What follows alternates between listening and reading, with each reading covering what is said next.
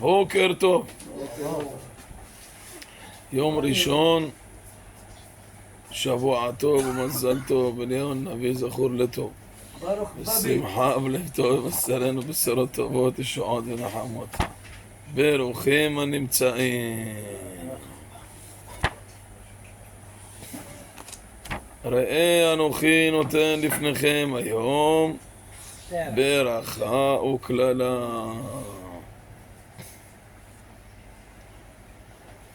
נלמד איזה תורה קטנה מרבי אלימלך מליז'נסקי. כבר דקדקו קמאי דפתח בלשון יחיד ואחר כך אמר לשון רבים. ראה אנוכי נותן לפניכם לשון רבים. ונראה לפרש בצירוף הפסוק לעושה אורים גדולים כי לעולם חסדו. דהנה השני אורות הם אהבה ויראה, והם היו שניהם גדולים כאחד. יש יראת הרוממות, והנראה כשאמרה לבנה אי אפשר לשני מלכים, הייתה כוונתה שתעלה במדרגה או היא או החמה. יש פירוש יפה של הרב יורם אברג'ל. הוא אומר, מי אמר לפני הקדוש ברוך הוא אין אני והיא יכולים לשמש בכתר אחד? הלבנה. השמש יודעת משהו מזה? לא. כשהוא אמר לה, הקדוש ברוך הוא, לכי ומעטי את עצמך, השמש מודעת לזה שהלבנה מועטה? לא. הרב יורם אומר שעד היום השמש לא יודעת. זאת אומרת, מה הפואנטה? הפואנטה היא שהשמש היא כוח של משפיע, והלבנה הייתה גם כוח של משפיע. ומה אמרה הלבנה? גם היום היא משפיעה, מי שיודע קצת איך עובדים הכוכבים. לא, יש משיכות, איך זה מושך את זה, זה מושך את כולם, ואז כולם עובדים. לא, אבל רגע, שנייה אחת. ואחד משפיע על השני, לכן... לא, אני מדבר על משפיע אחר ואתה מדבר על משפיע אחר. משפיע זה משפיע. משפיע זה אדם שנותן לאחרים משלו. לא משפיע בסיבוב הכללי. כולנו שחקנים. כולנו יש לנו תפקידים בעולם. לא מדברים על תפקיד. מדברים, האם הלבנה יש לה אור בפני עצמה? לא. האם היא משפיעה על האחרים מהאור שלה, מהכוחות שלה, מהיכולות שלה? לא. כל מה שהיא מקבלת מהשמש, זה החיות שלה. לכן השמש היא המשפיעה, והיא המושפעת. אבל היא הייתה פעם גם משפיעה. היה לה פעם אור בפני עצמה. כשהקדוש ברוך הוא אמר לה, לכי ומעטי את עצמך, הוא לא סתם אמר לה, לכי ותקטיני את עצמך. הוא אמר לה, לכי ותהפכי מלהיות משפיעה ללהיות מושפעת. שזה עולם אחר. זה עולם אחר לחלוטין. והשם יתברך ראה שזה בלתי אפשרי. שיהיו הלבנה תהיה מעל השמש או השמש מעל הלבנה. מחמת הרשעים שצריך ליראם ביראת העונש. ואמר לה, לכי המעיטי את עצמך, והיינו יראת קטנה תחילת יראת העונש. מה הכוונה? הוא אומר, כביכול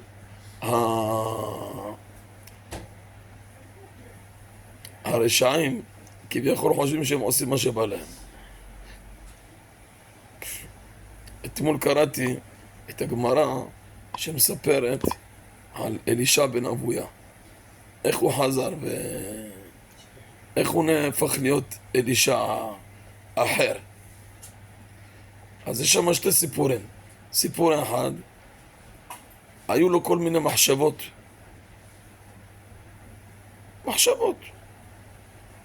ויום אחד הוא הלך לבקעת גנוסר, והוא ראה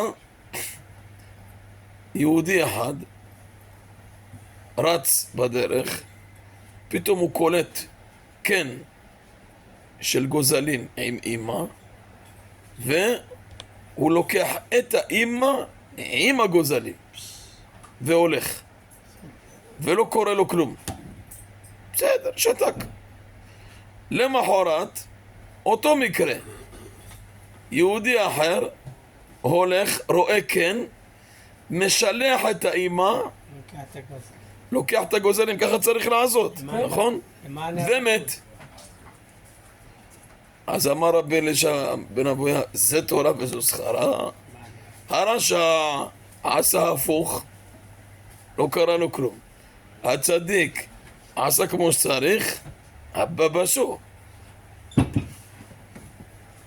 המחשבות התחילו להטריד אותו, ואז יום אחד הוא הולך בשבת, קלט איזה מישהו שיש לו גינה של ירקות, אז הוא ראה עגבניה יפה, יפה, יפה, אדומה ככה בוהקת, ואז הוא לקח את העגבניה בשבת, כתב, בשבת? כן, כתב, ברך בורא פרי אדמה ואכל. אז האישה של בעל הבית ראתה, אמרה, זה רבי אלישע בן אבויה? לא יכול להיות. אין סיכוי שזה אלישע בן אבויה, אין סיכוי. כנראה זה מישהו אחר. טוב מאוד עשת. ואז, לא, ואז נדבק בו האחר. היו קוראים לו אחר. למה היו קוראים לו אחר? כי הוא פרש מן הדרך. למרות שלקראת מיתתו הוא בכה ועשה תשובה, ורבי מאיר בעל הנס, התלמיד שלו, התפלל עליו עד שנרגע. זה השטן כן, דחף אותו. נכון, נכון. דאנו אומרים יוצר אור ובורא חושך, והרי לו לומר יצר אור. למה אתה אומר יוצר? יוצר זה כל רגע, ויצר זה האור הראשון שהוא יצר.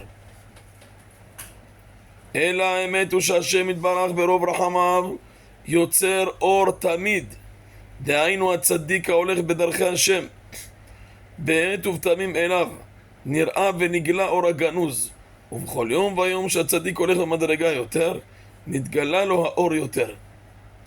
וזהו ראה,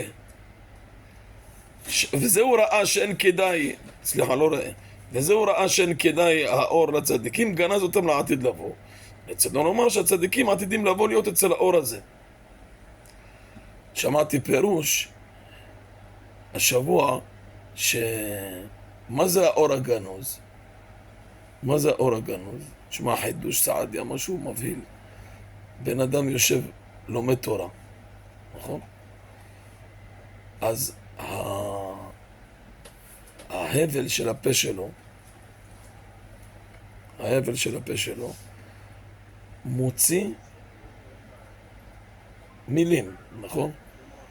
אנחנו רואים את המילים האלה? לא רואים את המילים האלה.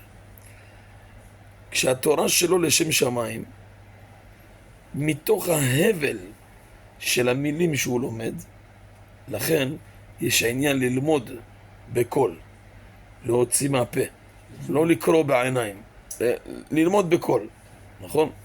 עכשיו, כשאתה לומד בקול, ההבל, הקוליות הזאת, היא מוציאה אוויר לעולם. האוויר הזה, בתוכו יש את האור הגנוז. ולכן, צדיקים שהם כל היום לומדים וגורסים ואומרים, הם יכולים דרך הבל פיהם לרפא חולים, לברך אנשים. למה? כי יש בתוכם קדושה. מה זה הקדושה הזאת? זה המילים, הרי גנז אותם בתורה. הגניזה הזאת בתורה, עכשיו אתה לוקח את התורה הזאת שכתובה פה ואומר אותה. ההבל הזה מוציא את האור הגנוז כביכול לפועל. לכן, כשהיו גזרות על עם ישראל, במי השתמשו? באהבה על פיהם של תינוקות של בית רבן שלא חטאו, נכון? לא עשו את זה בזמן כן. שיש בצורת. נכון, מוצא מהילדים. נכון. יש לנו חבר, דוד של רפי, מיכאל אלמודאי, יש לו אח, עוד מעט בן 90. סיפר לי שבמקנס, כל פעם שהיה בצורת, היו מוציאים את כל התלמודי תורה לבחוץ. מוציאים אותם החוצה. וקוראים תהילים, והולכים לבתי קברות, והולכים לצדיקים, וזה, ובסוף נושעים. נכון. והמלך היה מאמין בזה עד היום. כל פעם שיש בצורת, או שנה שכונה, או פה ושם, אומר ליהודים, כן. צאו, תעשו את מה שצריך לעשות. זה אמיתי. מאיפה זה אמיתי? מאהבה על פיהם. הם יודעים שגם אין להם עוונות, הם לא כלום. והנה יראת העונש יכול להיות לאדם אף שאין רואה הדבר. המייראו. רק באומרים לו למשל, תיזהר, אל תלך לשם, שם זה מסוכן. כבר אתה נכנס לך חלאה. זה אומר לך אל תלך, זה אומר לך אל תלך, זה אומר לך אל תלך, אתה אומר לעצמך. אמרו לו ללכת לשם, אז למה ללכת? אבל אהבה בלתי אפשרי להיות לאדם, כי אם בראותו הדבר הנאהב, יראה, אתה יכול לפחד ממקום מסוים, רק שאמרו לך. אבל אהבה, אתה יכול לאהוב מישהו אם לא ראית? אם לא התוודעת אליו? לא. אם לא הכרת אותו? לא. וכל זמן שאין רואה בעיניו, אין לו רק השתוקקות לראות. ואהבה היא האחדות. ולכן אהבה בגימטריה אחד. והנה בהיות האדם במדרגה זו באחדות, צריך שמירה תמיד, ולהחזיק עצמו שעדיין אינו במדרגה זו. ונמצא שורש הדבר אהבה, נקרא בשם ראייה כנ"ל, שאין אהבה נגמרת אלא בראייה, וזהו. ראה, פירוש, כשאתה במדרגת אהבה, הנקראת בשם ראייה, אתה כבר במדרגה שראית, אתה כבר יודע על מה מדובר. אנוכי נותן לפניכם. אתה צריך להחזיק את עצמך, שגם אם אתה במדרגת אהבה, יש לך עוד לאן להשתוקק. יש לך עוד את מי לאהוב. אתה אומר, אני אוהב את כל עם ישראל, אני אוהב את כולם, אין לי שום דבר עם אף אחד. מה אומר לך משה רבנו? אומר לו, הלו, אל תחשוב שזה קל לאהוב את כל עם ישראל. בוא תתמודד, בוא תראה, יש כוכב פלוני, ויש כוכב אלמוני, ויש איזה מוזר אחד, ומוזר שתיים, וזה לא מתאים לך, וזה פתאום אמר לך ככה, וזה יש לו ראש הפוך. איך תתמודד איתו? תבין שלכל אחד יש את הדרך שלו, ואתה צריך להבין איך אתה נכנס. תראו את המילים שלו. אנוכי לפניכם היום ברכה וקללה. רצינו לומר, תחזיק את עצמך כאילו התחלת היום להרגיל את עצמך במדרגת אהבה ויראה. ברכה רמז לאהבה, קללה רמז ליראה. לכן את הברכה אשר תשמעון, זאת אומרת, אם בן אדם יש לו איזה חולשה ונתרפא ממנה, אזי בכל עת ברגע הוא מעיין ושומע אם חלילה החולשה הזאת מתעוררת בו. לאסתר בן אדם היה לו איזה מחלה קשה ונתרפא ממנה. בעזרת השם היום בערב נספר סיפור מבהיל. בן אדם היה לו מחלה קשה ונתרפא ממנה. אז כל כאב הכי קטן עכשיו שיש לו, דמיון. אולי זה חזר, אולי זה פה, אולי זה שם, מחכה לבדיקות, ברוך השם, זה לא זה, נכון? וזה אמיתי, כולנו כאלה. בטח. וזהו את הברכה אשר תשמעון. זהו הברכה לאדם אשר תשמעו כנראה לומר, שתשמעו ותעיינו תמיד, אף בעשותכם מצוותיו יתברך שמו, אם אין אתם מחסרים בהם. והקללה, אם לא תשמעו, רצונו לומר, אם לא תשגיחו על עצמכם כנ"ל, לכן צריך האדם להסתכל תמיד ולהשגיח על עצמו בכל עת, שזה יהיה לו ברכה לא ולזרעו עד עולם. בעזרת השם נלמד היום בערב, יש איזה פירוש מדהים שהופך את הברכה לקללה ואת הקללה לברכה. זה משהו מדהים, אבל זה יפה, זה שיעור בפני עצמו. פה סיכום רבי אלימלך הוא אומר לך דבר כזה, כתוב את הברכה אשר תשמעון והקללה אם לא תשמעון. אתה רוצה ברכה? תשמע בקול הקדוש ברוך הוא. מה זה תשמע בקול הקדוש ברוך הוא? תהיה כל הזמן עקבי. אתה לא רוצה שתבוא אליך הקללה? אז אל תרד מהעקביות. אל תיקח דברים כמובנים מאליהם. אל תגיד, זה מה הבעיה, נסתדר איתו. אין דבר כזה. תסתדר איתו, אבל יש דרך איך להגיע אליו. לכן, הראייה היא ראייה פרטית. ראה אנוכי נותן. הברכה והקללה, לפניכם היום ברכה וקללה, זה ראייה רחבה. זה ראייה כללית יותר. ברוך ה' לעולם, אמן ואמן.